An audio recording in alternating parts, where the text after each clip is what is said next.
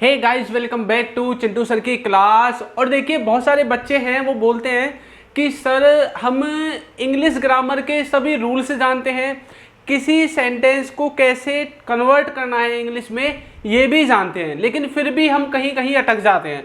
फिर भी कुछ ऐसे सेंटेंसेस हैं जो हमसे ट्रांसलेट नहीं होते हैं। तो देखिए, इसका सबसे बड़ा कारण क्या है मैं आपको बताता हूँ। अगर आपको सभी रूल्स याद हैं, सभी स्ट्रक्चर्स याद हैं, कॉन्सेप्ट याद है, लेकिन फिर भी आपको गड़बड़ी हो जाती है ट्रांसलेशन में, तो इसका मतलब है कि हो सकता है आपकी वोकैब कमजोर हो। तो इसलिए आज की जो वीडियो है इसमें हम ए से लेकर जेड तक इंग्लिश ग्रामर के जितने भी इंपॉर्टेंट वर्ड मीनिंग्स हैं उनको हम करने वाले हैं, जिनको रोजाना हम अपनी इंग्लिश स्पीकिंग में यूज कर सकते हैं। ठीक है, अब देखिए, वैसे तो ए से जेड तक पता नहीं कितने हजारों शब्द हैं, लेकिन हम सबको नहीं देखेंगे, सिर्फ उनको देखेंगे जो कि सबसे ज़्यादा इंपॉर्टेंट है हमारे लिए, हमारी स्पोकन इंग्लिश में, जो हमारी मदद करते हैं। ठीक है, चलो। अच्छा, ये वर्ड्स तो आप जानते होंगे, but, by, a, an, as, at, है ना। तो इनमें भी बच्चे कंफ्यूज हो जाते हैं, तो इनको भी मैंने इनमें ऐड कर दिया है। चलो, तो सबसे पहले हम स्टार्ट करेंगे ए से। ए से जितने भी वर्ड्स स्टार्ट होंगे, जैसे कि आपका हो सकता है एनी टाइम, और इसके अलावा जो आपका नेक्स्ट है वो हो सकता है आपका आफ्टर। ठीक है, एनी टाइम हो सकता है, आफ्टर हो सकता है, ऑल हो सकता है, या फिर एनीबडी हो सकता है। इनमें से किसी का भी आप यदि इस्तेमाल जानते हैं तो अच्छा है, नहीं जानते तो आज आप सीख जाओगे। देखो, सबसे पहला है एनी टाइम। एनी टाइम का मतलब होता है कभी भी। एनी टाइम का क्या मतलब होता है? एनी टाइम का मतलब होता है कभी भी। जैसे कि you can come any time, मतलब तुम यार कभी भी आ सकते हो। कई बार दोस्तों से बोलते हैं ना, यार तुम ना कभी भी आ सकते हो, और बच्चे कंफ्यूज हो जाते हैं कि ये कभी भी हमने बोल तो दिया, लेकिन इसका मतलब मीनिंग क्या होगा। ठीक है, तो you can come any time, और वह कभी कुछ नहीं कहता, इसको आपको ट्रांसलेट करके मुझे बताना है। वह कभी कुछ नहीं कहता, इसको ट्रांसलेट करके आपको देखना है कि आपसे ट्रांसलेट होता है या नहीं होता है। आगे देखो, आफ्टर। आफ्टर का मतलब होता है बाद में, जैसे कि आफ्टर यू, तुम्हारे बाद, आफ्टर हिम, उसके बाद, है ना, इस तरह से। आगे देखो, नेक्स्ट है ऑल। ऑल का मतलब होता है सभी, जैसे कि दे ऑल, मतलब वो सभी। कैसे बोलोगे? वो सभी या फिर वे सभी। एनीबडी। एनीबडी का मतलब होता है कोई एक। एनीबडी का मतलब क्या होता है? कोई एक, जैसे कि anybody can do it. Anybody can do it, इसे कोई भी कर सकता है। एनीबडी कैन डू इट, इसे कोई भी कर सकता है। तो इस तरह से आप एक जो वर्ड्स हैं उनको याद करेंगे। ठीक है, इसके अलावा भी अगर आपको कुछ ऐसा लगता है ना कि सर ये आपने छोड़ दिया, तो वो आप मुझे कमेंट करके बता सकते हैं। आगे देखो, इसके बाद नेक्स्ट है हमारा इसमें बी के जितने भी वर्ड्स हैं वो। नेक्स्ट में क्या है? बी के जितने भी वर्ड्स हैं। तो सबसे पहला है हमारा बी। सबसे पहला क्या है? बी। बी का मतलब होता है होना, जैसे कि ही मे बी एट होम, वह घर पर होगा या फिर वह घर पर हो सकता है। दोनों ही सेंसेज आप बोल सकते हैं। नेक्स्ट है बट। बट का मतलब होता है परंतु, जैसे कि बट यू नो, परंतु तुम जानते हो। बट यू नो, परंतु तुम जानते हो। नेक्स्ट है बिकॉज। बिकॉज का मतलब होता है क्योंकि। बिकॉज ही वेंट, क्योंकि वह चला गया, क्योंकि वह चला गया। नेक्स्ट है बिटवीन, और बिटवीन का मतलब होता है बीच में। बिटवीन का क्या मतलब होता है? बीच में, जैसे कि बिटवीन देम, उनके बीच में। ठीक है, अच्छा, बिटवीन का इस्तेमाल हम कितने लोगों के बीच में बात करते हैं? जब दो लोगों की बात होगी, दो लोगों के बीच में यदि आपको कोई चीज बतानी है तो आप बिटवीन का इस्तेमाल कर सकते हैं। बाकी देखिए, यदि अभी तक आपने हमारे कोर्स को ज्वाइन नहीं किया है तो आप कर सकते हैं।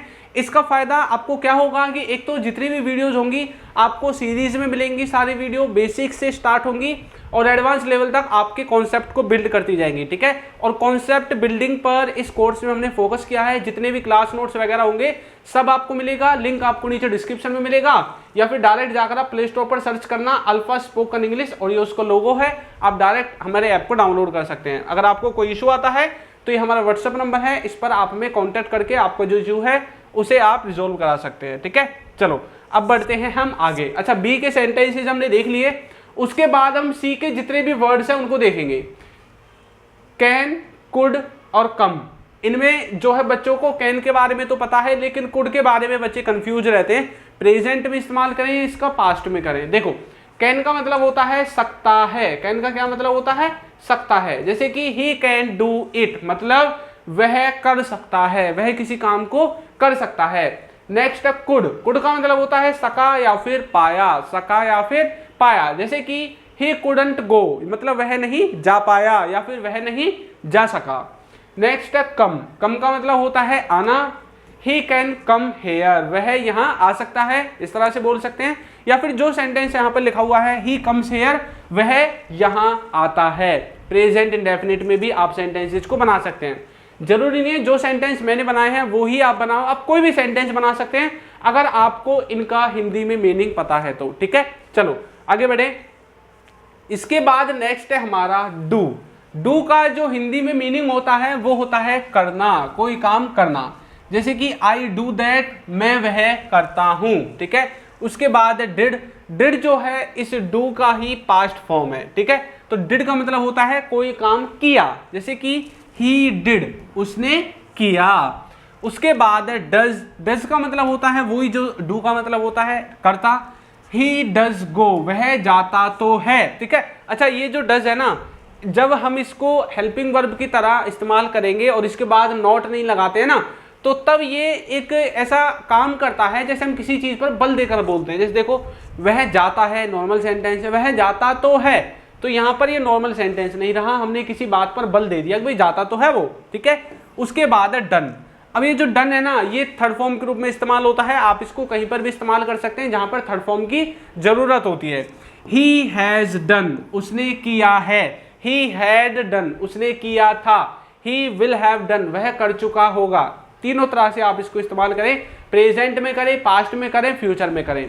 और देखो हमारे अगर आपने टेलीग्राम ग्रुप को ज्वाइन नहीं किया है तो आप कर सकते हैं। टेलीग्राम पर हमारी जो पीडीएफ वगैरह है ना, आपको सारी पीडीएफ मिलेंगी, और जो हमारी क्लासेस के नोटिफिकेशन है वो भी आपको हमारे टेलीग्राम ग्रुप पर मिलेंगे, ठीक है। उसके बाद ई के द्वारा वर्ड्स हैं ईच, एवरी, इगर और अर्ली। ईच का मतलब होता है हर एक, जैसे कि ईच मैन मतलब हर आदमी। उसके बाद है एवरी, एवरी का मतलब होता है प्रत्येक, एवरी पर्सन हर लोग या फिर प्रत्येक लोग, प्रत्येक व्यक्ति, ऐसे बोल सकते हैं, ठीक है। ईगर का मतलब होता है उत्सुक, मतलब किसी चीज को करने के लिए, किसी काम के लिए आप उत्सुक हैं। आई एम ईगर, मैं उत्सुक हूं, ठीक है। अर्ली का मतलब होता है जल्दी, जैसे कि वेक अप अर्ली मतलब जल्दी उठो, ठीक है, जल्दी जागो, इस तरह से आप बोल सकते हैं। तो ई के जो वर्ड्स हैं वो हमने देख लिए हैं। इसके बाद बारी आती है एफ। एफ में आपका आता है फॉर। फॉर का मतलब होता है के लिए, किसी चीज के लिए, जैसे कि फॉर यू तुम्हारे लिए, फॉर हिम उसके लिए, फॉर देम उनके लिए। तो आप फॉर का अपने हिसाब से इस्तेमाल कर सकते हैं।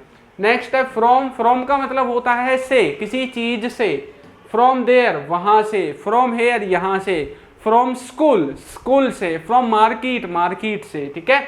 नेक्स्ट है फ्यू। फ्यू का मतलब होता है कुछ, इन फ्यू डेज कुछ दिनों में, ठीक है। नेक्स्ट है फूड। फूड का मतलब होता है खाना, भोजन जिसे आप कहते हैं।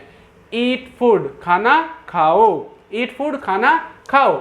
उसके बाद जी के जो वर्ड्स हैं, सबसे पहला है गिव, और गिव का मतलब होता है देना, किसी को कोई चीज देना, जैसे कि गिव मी मुझे दे दो, गिव मी पेन, आप इसमें पेन भी लास्ट में लिख सकते हैं। तो जो चीज आपको चाहिए गिव मी का इस्तेमाल करके लास्ट में उसका आप नाम लिख सकते हैं, ठीक है, मुझे दो। नेक्स्ट है गेट। अच्छा गेट के बहुत सारे मीनिंग है, अगर आप गेट को अच्छे से समझना चाहते हैं और इसके जितने भी प्रयोग है सब कुछ जानना चाहते हैं तो आपको यूट्यूब पर सर्च करना है use of get by Chintu sir. आपको गेट के जितने भी यूजेस है, चाहे गेट हो, गोट हो, गेट्स हो, गेटिंग हो, एवरीथिंग सब कुछ आपको मिल जाएगा, ठीक है। यहाँ पर हमने गेट का जो मीनिंग लिया है वो लिया है मिलना, जैसे कि आई गोट हिम ऑन वे मतलब मुझे वो रास्ते में मिला, ठीक है। उसके बाद है गो। गो का मतलब होता है जाना, जैसे कि ही गोज वह जाता है, ही गोज वह जाता है, ठीक है। इस तरह से आप गो का इस्तेमाल करेंगे। उसके बाद जो नेक्स्ट है हमारा वो है एच में हेल्प।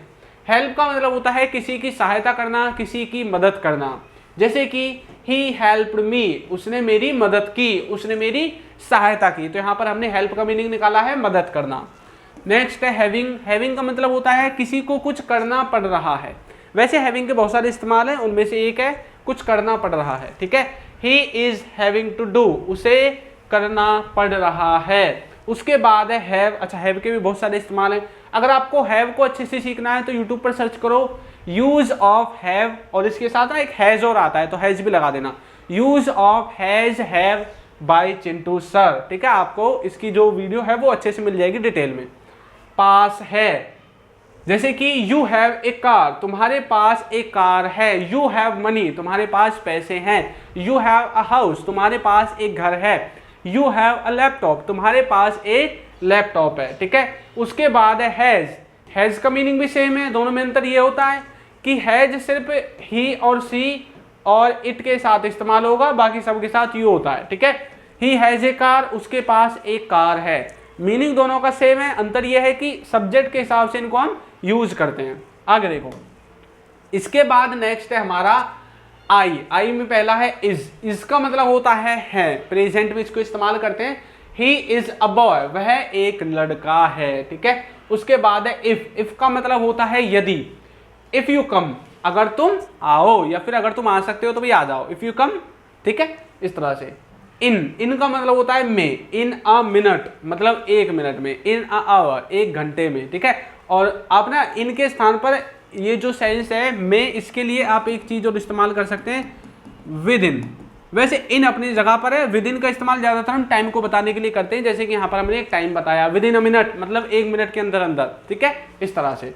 आगे देखो, उसके बाद नेक्स्ट है हमारे जे के वर्ड्स, जिसमें सबसे पहला है जस्ट। जस्ट का मतलब होता है अभी, जस्ट नाउ, अभी। ठीक है, उसके बाद है ज्वाइन। ज्वाइन का मतलब होता है जुड़ना, ज्वाइन मी मतलब मेरे जैसा करो। ठीक है, उसके बाद है जंप। जंप में आता है कूदना, जंप फ्रॉम हेयर मतलब यहां से कूदो, यहां से कूदो, जंप फ्रॉम हेयर। ठीक है, चलो आगे देखते हैं। इसके बाद हमारा है नो, KNOW। नो का मतलब होता है जानना, कुछ जानना, कोई चीज जानना। जैसे कि ही नोज दैट, वह उसे जानता है। ही नोज दैट, वह उसे जानता है। नो की ही सेकंड फॉर्म है न्यू। न्यू का मतलब भी सेम होता है, और इसकी ही थर्ड फॉर्म है नॉन। इन तीनों का ही मतलब सेम है, जानना। सिर्फ इनको हम टेंसेस के और हेल्पिंग वर्ब के हिसाब से आपस में ऊपर नीचे इस्तेमाल कर सकते हैं। ही न्यू दैट, उसे पता था, और ही हैज नॉन, वह जानता है। ठीक है, इस तरह से आप बना सकते हैं। चलो आगे देखें। उसके बाद एल में जो पहला वर्ड है वो है हमारा लॉन्ग। लॉन्ग का मतलब आप जानते हैं लंबा, कैसे बोलेंगे, हाउ लॉन्ग, कितना लंबा। उसके बाद है लिटिल। लिटिल का मतलब होता है कम या फिर छोटा, जैसे कि लिटिल बिट, थोड़ा सा, है ना। अब देखते हैं ना, लिटिल बॉय, छोटा बच्चा, छोटा लड़का। ठीक है, तो लिटिल का मतलब होता है कम या छोटा। उसके बाद जो नेक्स्ट है एम में हमारा सबसे पहला है मेक, और मेक का मतलब होता है कुछ बनाना, जैसे कि ही मेड दैट, उसने बनाया उसे, या फिर उसने उसे बनाया। उसके बाद मेक का मतलब एक और होता है करवाना, जब हम इसको पॉजिटिव वर्ब की तरह इस्तेमाल करते हैं। ठीक है, ही मेड मी अंडरस्टैंड, उसने मुझे समझाया।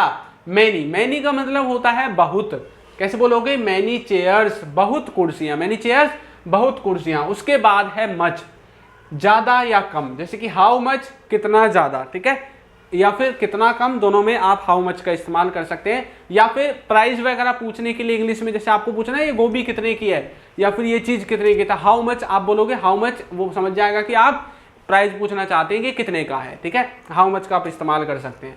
उसके बाद पहला है नो। नो में आता है नहीं, जैसे कि नो नो मतलब नहीं नहीं। ठीक है, उसके बाद है नाउ। नाउ का मतलब होता है अब। अच्छा, नाउ के बाद कई बार आपने एक चीज और देखी होगी, नाउ के साथ साथ राइट नाउ, मतलब उसका मतलब यही है कि अभी के अभी या अभी ही। ठीक है, राइट नाउ मतलब अभी। उसके बाद है नन। नन का मतलब होता है एक भी नहीं, और एक और सुना होगा आपने, none of them. None of them मतलब कोई नहीं। नथिंग, नथिंग का मतलब होता है कुछ नहीं। नथिंग टू डू, कुछ भी नहीं करना। नथिंग टू डू, कुछ भी नहीं करना। इस तरह से आप इसको समझोगे। आगे देखो, ओके जो वर्ड्स हैं, सबसे पहला है ऑफ। ऑफ का मतलब होता है कुछ अलग करना। देखिए, एक होता है सिंगल एफ वाला और एक होता है डबल एफ वाला, है ना। तो डबल एफ वाले का मतलब है कि आप किसी एक चीज को दूसरी चीज से अलग करते हैं ना, तब आप ऑफ का इस्तेमाल करते हैं। ठीक है, बाकी सिंगल ऑफ का मतलब होता है काके की। चलो देखते हैं पहले वाले को। ऑफ का मतलब होता है अलग करना। ऑफ इट फ्रॉम देयर मतलब इसको यहां से हटा दो, इसका ये मीनिंग है। ठीक है, उसके बाद है ऑन। ऑन का मतलब होता है पर। ऑन द टेबल मेज पर। ठीक है, ऑन द चेयर कुर्सी पर। ऑफ, ऑफ का मतलब होता है काके की, ब्रदर ऑफ राम, राम का भाई। आउट, आउट का मतलब होता है बाहर, जैसे कि आउटसाइड बाहर की तरफ, आउटसाइड बाहर की तरफ। और देखो यदि आप ई बुक्स वगैरह लेना चाहते हैं तो आपको वीडियो के नीचे हमारे जो नोट्स वगैरह हैं वो आपको मिल जाएंगे, ठीक है। ई बुक्स आपको हमारे जो वीडियो के नीचे आपको दिख रही होंगी कुछ बुक्स, वहां से दिख जाएंगी, या फिर डिस्क्रिप्शन में लिंक है, ऐप में भी आपको लिंक मिल जाएगा जहां पे आपको कोर्स मिलेगा अल्फा स्पोकन इंग्लिश ऐप में, और मैंने आपको नंबर दे रखा है, पीछे देखकर आप कर सकते हैं। अगर आपको कोई इशू आता है तो मैसेज आप कर सकते हैं, ठीक है। उसके बाद है पी के जो वर्ड है, देखो पेस और पेन। पेस का मतलब होता है गति, जैसे कि व्हाट पेस कितनी गति, और पेन का मतलब होता है दर्द, जैसे कि आप बोलते हैं ना पेन मुझे दर्द हो रहा है। और देखो कुछ ऐसी दवाइयाँ आती हैं जो पेन को खत्म करती हैं, पेन में राहत देती हैं, जैसे आपने सुना होगा पेन किलर, मतलब दर्द को मारने वाली दवाइयाँ, ठीक है, दर्द को खत्म करने वाली दवाइयाँ। ही हैज़ पेन, उसे दर्द है, ही हैज़ पेन, भाई उसे दर्द है, ठीक है। इस तरह से आप पेन का इस्तेमाल कर सकते हैं। उसके बाद नेक्स्ट है क्यू के वर्ड्स, क्वांटिटी और क्वालिटी, ठीक है। क्वांटिटी का मतलब होता है मात्रा, जैसे कि आप बोलते हैं ना कि भाई मुझे 2 किलो चाहिए, 4 किलो चाहिए, 5 किलो चाहिए, कोई चीज़ चाहिए, 10 ग्राम चाहिए, 100 ग्राम चाहिए, तो एक क्वांटिटी है, ठीक है, एक मात्रा में आप ले रहे हैं। इन व्हाट क्वांटिटी, कितनी मात्रा में, दुकानदार बोलते हैं भाई कितना चाहिए, तो वो बोल सकता है इन व्हाट क्वांटिटी, ठीक है। उसके बाद है क्वालिटी। क्वालिटी का मतलब होता है गुणवत्ता, जैसे कि गुड क्वालिटी मतलब अच्छी वस्तु, ठीक है, बैड क्वालिटी बुरी वस्तु। उसके बाद आर के जो वर्ड्स हैं उनमें पहला है रो। रो का मतलब होता है पंक्ति, ये वैसा रो वाला नहीं है, उसको तो हम क्राई बोलते हैं, CRY, ठीक है, पंक्ति, जैसे कि इन अ रो, पंक्ति में। उसके बाद है रेस्ट। रेस्ट का मतलब होता है बचा हुआ, जैसे कि रेस्ट वर्क, बचा हुआ काम, रेस्ट वर्क का मतलब होता है बचा हुआ काम। उसके बाद है रेट। रेट का मतलब होता है मूल्य, जैसे कि एट व्हाट रेट या फिर एट व्हाट प्राइस, किस मूल्य पर या फिर किस मात्रा में, ठीक है। इस तरह से आप आर के जो वर्ड्स हैं उनको देख सकते हैं। चलो इसके बाद नेक्स्ट है हमारा से। से का मतलब होता है कहना, कोई चीज कहना, जैसे कि दे से मतलब वे कहते हैं। उसके बाद है सैड। सैड का मतलब वही है कहना, लेकिन ये जो सैड है ना ये से की ही सेकंड फॉर्म होती है, ठीक है। तो ही सैड उसने कहा। सम का मतलब होता है कुछ, जैसे कि समथिंग और सम या समथिंग दोनों का मतलब सेम ही होता है, ठीक है। आप दोनों के लिए हिंदी में एक ही वर्ड इस्तेमाल करेंगे, कुछ। आगे देखें, इसके बाद जो टी के वर्ड्स हैं उनमें हमारा आता है देन, दैट, दे और देयर। देन का मतलब होता है तब, दैट का मतलब होता है जब आप दूर की वस्तु के लिए बोलते हैं वह, मतलब दूर है वो वस्तु, ठीक है, तब आप दैट का इस्तेमाल करते हैं। दे का मतलब होता है वे, और देयर का मतलब होता है वहां, जैसे कि देन ही केम, तब वह आया, तो देन का मतलब तब, ठीक है। दैट गर्ल मतलब वो लड़की, दूर खड़ी है कोई लड़की, दैट गर्ल, ठीक है, यानी कि वो लड़की। दे आर कमिंग मतलब वे आ रहे हैं, दे का मतलब होता है वे आ रहे हैं। देयर वाज ए ट्री वहां एक पेड़ था, तो देयर का मतलब होता है वहां, देयर वाज ए ट्री वहां एक पेड़ था, तो देयर का मीनिंग क्या होता है यहाँ पे वहां। और यू में आता है अप और यूज। अप का मतलब होता है ऊपर, और यूज का मतलब होता है कोई चीज प्रयोग करना, कोई चीज इस्तेमाल करना, ठीक है। देखो जैसे कि गो अप ऊपर जाओ, ही यूज्ड दैट उसने उसे प्रयोग किया, उसने उसका इस्तेमाल किया। इस तरह से आप इनको समझ सकते हैं। उसके बाद लास्ट है आपका डब्लू वाला, और इसके बाद ना मुझे जेड के कोई इतने अच्छे जो है वो मीनिंग मिले नहीं, ठीक है, तो इसलिए जेड के वाई के मैंने इसमें ऐड नहीं किए हैं।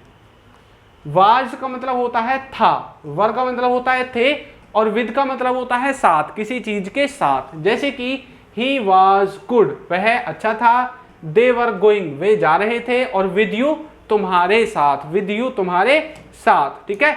और हाँ देखो ये जो हमारा कोर्स है ना, इसकी खासियत मैं आपको बता देता हूँ। इस कोर्स का फायदा क्या है कि इसमें आपको सब कुछ बिल्कुल बेसिक से एडवांस तक कराया जाएगा। A to Z video lectures होंगे, और नोट्स बनाने की जरूरत नहीं है, नोट्स भी आपको इसी में मिल जाएंगे, ठीक है। और जितनी भी इंग्लिश ग्रामर के कॉन्सेप्ट हैं उन कॉन्सेप्ट को सिखाया जाएगा, रटवाया नहीं जाएगा। ये बताया जाएगा कि ये कॉन्सेप्ट बना है तो कैसे बना है, ठीक है। रटवाने पर फोकस नहीं करते हम अपने कोर्सेज में, हम सिखाने पर फोकस करते हैं, ठीक है। और ये हमारा व्हाट्सअप नंबर है, कोई आपको इशू है ऐप को डाउनलोड करने में, आपको लिंक नहीं मिलता है या रजिस्ट्रेशन नहीं होता है, कोई भी आपको इशू हो आप इस पर हमें कॉन्टैक्ट करो, आपको सब चीज़ मिल जाएगी, ठीक है। और ये हमारे ऐप का जो लोगो है, आप डायरेक्ट भी इसको प्ले स्टोर पर जाकर सर्च कर सकते हैं अल्फा स्पोकन इंग्लिश करके। तो आपको वीडियो कैसी लगी है जरूर बताइएगा, और यदि अभी तक आपने हमारे चैनल को सब्सक्राइब नहीं किया है तो कर दीजिए, वीडियो को लाइक कर दीजिए, और एक अच्छा सा कमेंट करना बिल्कुल ना भूलें। Thank you.